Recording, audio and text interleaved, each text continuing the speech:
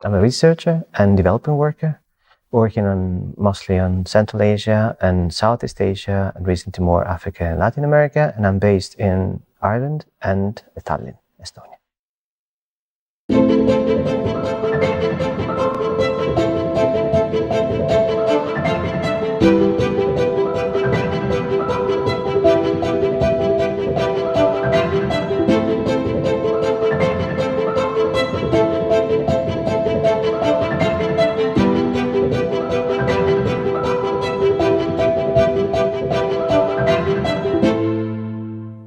What are your main research topics? I started working on identity questions and identity and conflict. I'm currently working on informal and shallow economies, and I have a project on how to understand informal economies in a way that can help governments improving business environment for domestic and international investors. Now we're constructing a business in post-Soviet Central Asia, which is Kazakhstan, Kyrgyzstan, Uzbekistan, Turkmenistan, and Tajikistan. And we're working with company managers to identify practices that, you have some normative practices that are kind of taken from international business environments. So you have some norms, and then you have some local codes of conduct of people. And to be able to do investment, to work in the region, you should be able to understand how things work, not only formally, which is like, okay, you have registration procedures, but also informally. What is the business etiquette in the region? What are the do's and do nots of the region? And all those things, they can go as far as to normative, what is called bribing, corruption, nepotism, and to what extent those practices can be understood and tamed and domesticated, and to what extent those practices are part of the cultural context. And then if you are an investor, you need to understand. And then, of course, you can fight them. But in the short term, if you want to work in the region, in a given country, in a given environment, you also need to understand them. Understanding business on one hand, but one of your recent projects is about understanding academia, isn't it? Yes, for many years I've been instructing myself, because I was trying to make sense of this word, into understanding how academia works, to basically to better manage my career. I started giving workshops and trainings for other people, starting from publication strategies, so how you should publish in academia, and then you went as far as to plan your career in academia. So what I'm doing now, and it's mostly my life project in the moment, beyond the kind of formal research in academia, is to work on a project which is called the SCOPUS Diaries and the Illogic of Academic Survival, which is a guide for young researchers and not so young researchers, if you want, on how to understand all the mechanisms and the strategies that are used to build an academic career. So everybody will tell you that to have a career, you need to publish. Everybody will tell you have to publish in good journals.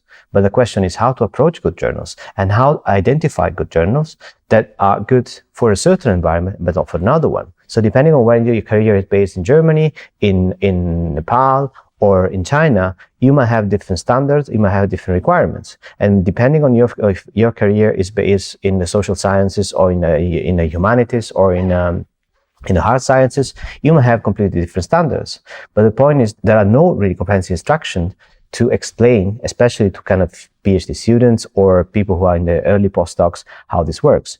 We are supposed to learn all those things, as I say, by osmosis, like by listening to other people, reading other things, but there is no place which is a kind of universally known, you should go there and get those instructions. So my project now has been to work in two ways. One is to produce a book, which is on the topic, but the book is coming from a series of training that I've been delivering mostly in non-Western regions, because they are the ones most affected, because they have no embedded trainings in their universities on how to navigate academia.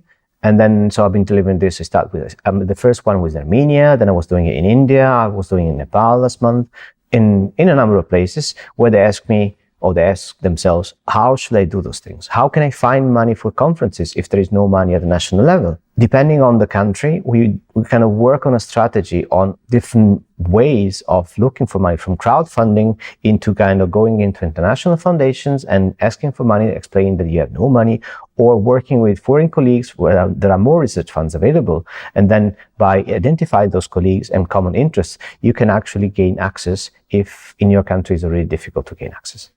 When and why did you start asking these questions about academia? Those reflections, they probably went way too far compared to what usually people ask themselves in the course of their career. My tipping point was I won a Marie Curie fellowship for 3 years, and so I worked 3 years at the University of Edinburgh. And at the end of the fellowship, I thought I'm very competitive because this is a very competitive fellowship. It's not going to be very difficult to find a job. And I applied, I was looking for a job, and I think I applied for 56 positions, getting no answer, only 2 interviews for 2 very dodgy positions. Not dodgy, but just not really my field. And then I was asking myself, why am I so uncompetitive on the market? And then I started asking around and just comparing myself with other people. And I identified a few weaknesses or even strengths, if you want, that led me to the career path I've taken now, where I don't have, and I probably wouldn't have a professorship, but I have much more freedom than usual because most of my employment and most of my kind of activities come from projects. By doing this, I was just asking it for myself, which is, I think is at the basis of many projects. You start doing things because just you like it, because life kind of made you encounter certain things. And then at some point you see that you've been reflecting so much that actually you know a lot and you want to share. Or even if you don't know that you know a lot, people come to you and say, but what do you think about this? And what do you think about this? And when 1, 2, 10 people ask me, what do you think about it? I ask, why everybody's asking me? And then you realize that actually you have something to say. And in the beginning, you think you have something to say to very narrow audiences. And in the end, you got this wider and wider and wider. And what happens one day, I was giving a talk about how to publish in a medical university. And then the vice rector came to me and said, can I get a copy of your book? And I said, what book? I said, well, the book where you talk about publication. And I say, well, there is no book. And I was like, well, maybe there should be. Now this is out. One point I like to make is that I started in just at the micro level, so how researchers can manage their career, but I also now engage with the way academia should be, which is including open access to knowledge, and also evaluation criteria. I'll be going to co-lead a group on scientific excellence and try to understand to identify what are the criteria that you can use to promote people.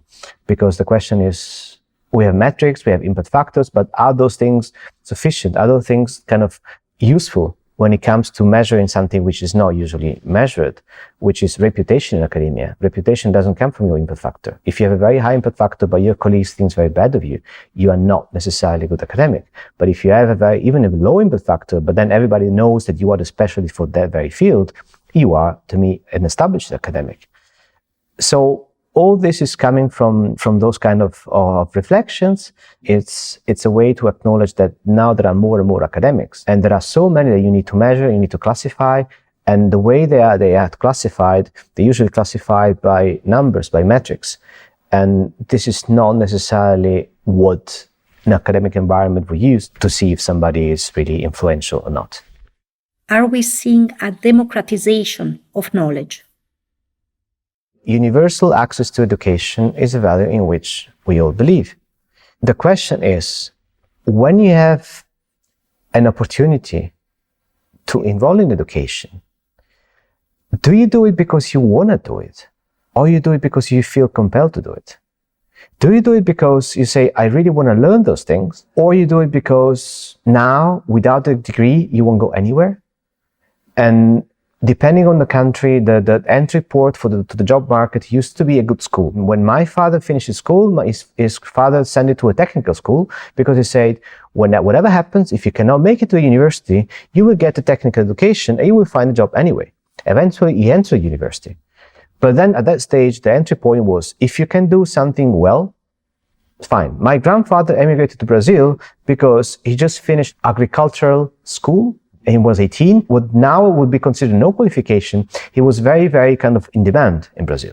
But now the entry port has been made, at least within the European Union, is the BA, at least, and then you got the MA. because everyone has a BA, so you want to be competitive, you have an MA. And now you have also a generation of people who, to become more competitive, they go into a PhD. The question is, how many of those are doing this out of opportunity, and how many of those are doing this out of passion? I count for my colleagues who teach more regularly and compulsory courses. Motivation of students and the capacity of students to adapt to the teacher is going much lower, and is actually, they are now under pressure to adapt to the students. I mean, if this is democratization of education, then I'm not really in favor of it. I'm not in favor that students, when they're still learning, have to have the capacity to impose some models. And because they are the economic actors, because they're bringing money to the university, they are the ones that have to kind of dictate how university works. I would like the teacher to still be able to fail a student, to kick a student out of class. If you trust the teacher and you trust he's doing the best thing, then I would like them to have some agency, which doesn't happen once the students themselves, they have too much power. And then we get into the point where I hear accounts of kind of students failed and the parents go there, and we're not in school. University education is not mandatory. My interest is that you learn. I can do it in a way or I can do it in another. This is a matter of styles. But the question is, if you start a question from day one and you don't have the basis to understand this, then it becomes a bit difficult to do your job. And then there is also more pressure to produce more graduates and then to produce more PhD. I see the logic which is linked more to the results than to the processes. How you get the results, we don't care, as long as we get the results. And I think that production of knowledge is a matter of processing. It's not a matter of results. You can do research for 10 years, have no results, and then one day you discover that the research you were doing or the teaching you were doing, they have a larger impact. To me, it's education in humanities and social sciences. What those disciplines can bring to the market? Well, directly, nothing. Directly, it's easier. Say, I'm studying ICT, I'm studying biology, I'm going to work in a company doing those things. The impact is very visible. But the question is, when you have to reflect on social questions, on the management of those things, you probably need a philosopher, you might need a sociologist, you might need somebody who's doing just qualitative science. But because this is not visible, then this gets kind of downgraded to, well, you're not producing anything, let's get rid of anthropology, let's get rid of those things. Whereas production of knowledge, to me, in terms of science, pure science, is independent from the results. Then, of course, we need to work the results because we are in the world that is going faster and faster, and you need to produce, you need to show your usefulness to the society. But this is something that comes after. What is the role that parents or family in general play in the decision about what to study, for example?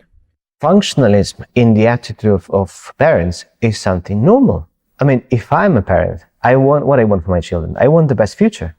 If I identify the best future as the best economic opportunities, if you have money, then you can do whatever you want. So just go work, make your money, and then you can be a painter. I fully understand the logic which is behind this. Marketization of all those things we're doing is reflected also in a very short-term logic and in a very kind of, sometimes in a very narrow way of thinking.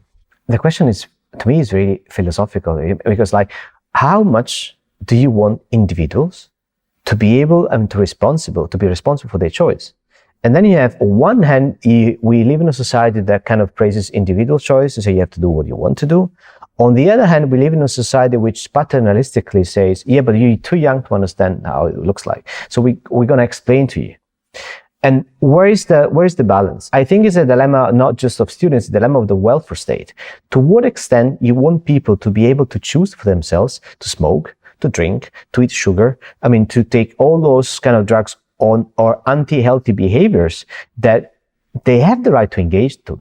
If you go back to university and to students, to what extent do you want to let the parents, with their vision of the world, which belongs to the generation before, to decide for the children, sometimes against the children's will, even if it's not an imposition, because now imposition in a Western society is very, very bad. But even if you have pressure, and you just tell them every day, oh, this is good for you, this is good for you, in many cases it's going to work. And from my philosophical perspective, there is no solution. It's a matter of policy. It's a matter of, in this country, we want to decide for the children. Or in this region, in this city. In this other one, they can do whatever they want. Why do people start a career in academia? Okay, the entry port to me would be, first, I would classify the ones who ideally dream of an academic career, which is always, there are always some. They dream of teaching, they dream of research, doing research. Then you have the ones who are there by chance. So they were the best students of their teachers, and they would say, "Oh, but you should go for a PhD." And then they go for a PhD, and then, "Oh, but you're very good at doing those things. You should stay here." And then they would find somebody who kind of supports them, and they would stay. And those are the ones that to me are stuck in academia in a sense, because they've learned for so many years to do one thing, and then one day they discover that actually, well, I'm staying here because I cannot do anything else. Or I'm staying here because I'm too lazy to requalify myself, which could also be the case of the first category, where I dreamt to be an academic, and then after 5 years into academia, I discovered that actually it's not the ideal world I wanted, but I'm too lazy to requalify. So 2. And the third one could be the ones out of opportunity and life choices. I mean, I'm probably promoting myself in this category, but that could be you do things, and then at some point of your life you think that you find it more attractive to do this thing, but at the same time you were also doing many different other things, or at some stage of your career you start doing other things. Those people exist in all categories. They are in academia, but at the same time they're very active beyond that, and they found academia a good basis to move around, and then they can take 1 year leave and they go work for the institutions, they come back, and then they stay there and advise the UN on some issues. And actually they are the one qualified to do this, because if you're doing research on stem cells for 20 years, you might not have the best solution, but at least you have the knowledge to provide scenarios and to help with risk assessment of a certain decision. Those will be the 3 ideal categories. And then you have, of course, intermediate situations. What are the key messages of your book? The main point is, if you are in academia, remember why you're here. Try to think for yourself and think why you want to be here, and how you can conciliate, how can you match what you asked to do, because the way to evaluate academia and evaluate scientific knowledge is very, very diverse, but it's sometimes very bureaucratic. How can you match this and make happy the people who are employing you? If you're at a public university, then it's kind of your department director, your dean, your faculty, and then, of course, the public bodies that are funding the university. So how you can make them happy because they have their criteria. At the same time, having an agency, because we don't necessarily have to adapt to what they ask us to do. We are public workers, but we're also thinkers. So how can you also use this, minimize the amount of time you spend on things that you think are either useless or with little use, or simply they are needed, but you don't like them. I mean, as an academic, you don't have to like everything. Nobody likes 100% of their job. And then keep time to do what you like to do. So if you are a teacher and the students adore you, and then your department director has to say, everybody should do fundraising, you should be able to say, well, I'm the best teacher in the department. The students love me, and I'm bringing money just by attracting and keeping students. Perhaps I should specialize into this. And then you take a teacher who is not so passionate, maybe they are better in writing those things. I mean, you don't like very much research, but you like a lot management of knowledge. Your career, I mean, you might be an administrator of the department, the head of the department, the chair, whatever kind of administrative position you want. And you don't have to feel guilty because you're not producing research in the top tier journals, because maybe this is not your way of being an academic. I mean, academic is a word that seems that we are all the same, but in every team, you have different people. You have people who specialize on different things. In a football team, you need a goalkeeper. They will get less glory than the striker, but you need a goalkeeper.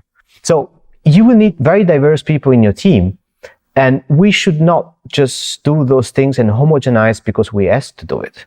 We should find a way to perform because we are paid by the state in many cases. Okay, so do what the state is asking you to do, but at the same time, leave some agency for yourself and do what you are passionate about and what you can perform. And maybe it's because your employer don't see those things, but after 10 years doing a certain thing that nobody was betting on, they will say, oh, that was a great idea what you did.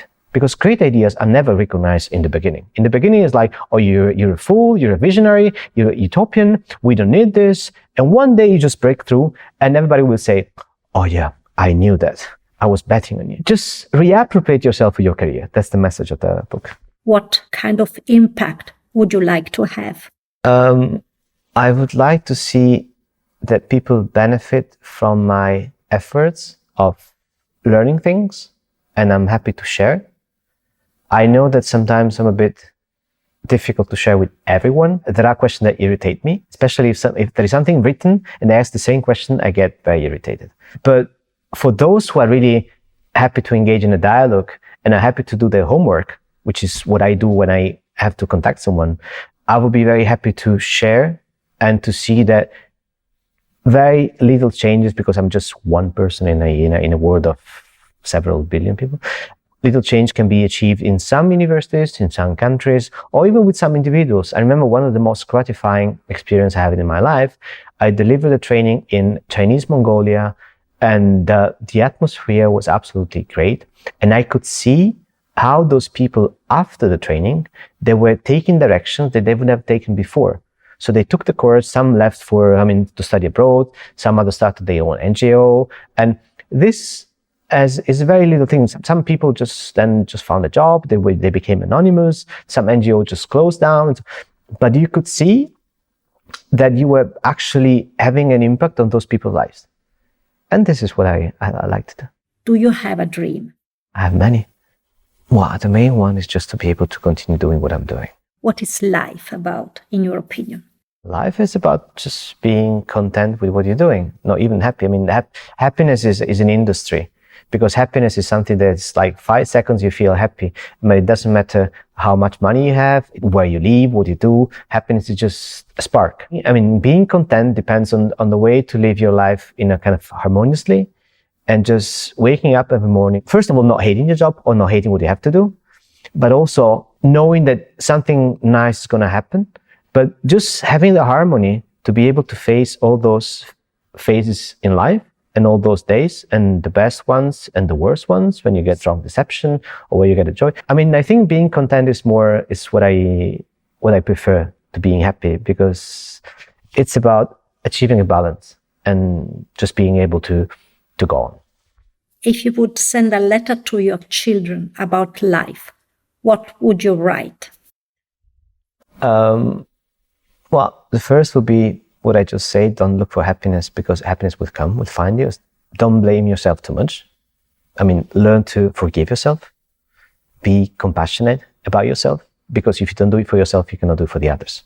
And once you find all this, which is not very difficult, but it's just very far in a sense, you can know it also with the others and treat the others like peers. And of course, you're always going to have some people you like and some people you don't like. You're always going to have some people who irritate you and some people who you just bring you joy. But the question is not to love everyone or to be loved by everyone. The question is just to leave and let other people leave. You have somebody you don't like, the person has the right to exist. The person has the right to different tastes. And as long as they do not invade your personal space or your freedom, they have the right to do whatever they want. So don't get annoyed if somebody is not like you think a person should be, because we are so many that not everybody can be that way. But if you respect those things, you're also respecting yourself, because then you're allowing yourself to live with your values, and you're allowing yourself to live without constraints from outside, without saying, I'm not happy because I met this person made me upset because he had a beard, I don't like beard, whatever. If you respect the others, if you respect the right of the others to be diverse, to be different, you're also respecting yourself.